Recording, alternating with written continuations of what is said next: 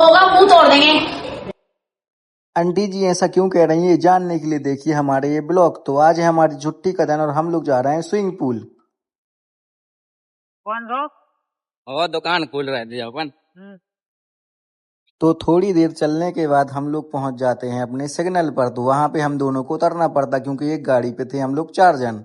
फिर थोड़ी पैदल यात्रा करने के बाद हम लोग पहुंच जाते हैं पेट्रोल पंप के पास। तो वहां जाकर हम लोग वेट करने लगते हैं। और गर्मी इतनी है कि हमारा बिल्कुल बुरा हाल हो जाता है इस गर्मी में खड़े खड़े।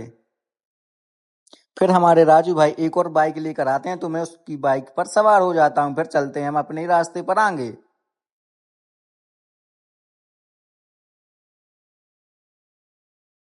और थोड़ा आगे चलकर मैंने लगा लिया चश्मा। आप देखो लग रहा हूं ना बिल्कुल हीरो टाइप।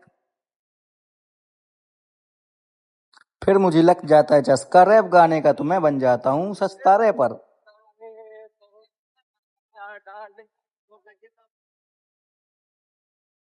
और फिर रैप गाते गाते हम पहुंच जाते हैं अपने ठेकेदार जी के घर। और ठेकेदार जी के घर आने का सिर्फ हमारा एक ही मकसद है, मतलब पैसा लेना, क्योंकि बिना पैसों के तो वो पूल में हम लोग को जाने नहीं देंगे।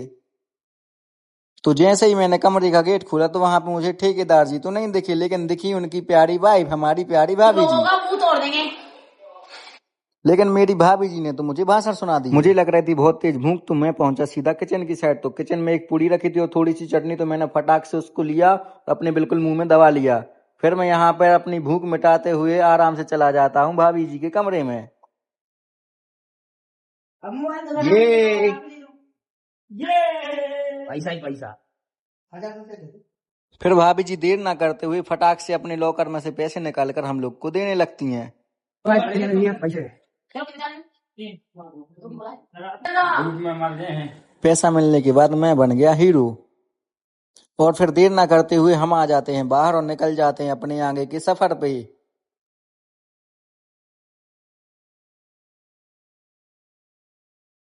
और फिर ब्लॉग में आगे क्या क्या हुआ जानने के लिए देखिए हमारे ब्लॉग का पार्ट 2।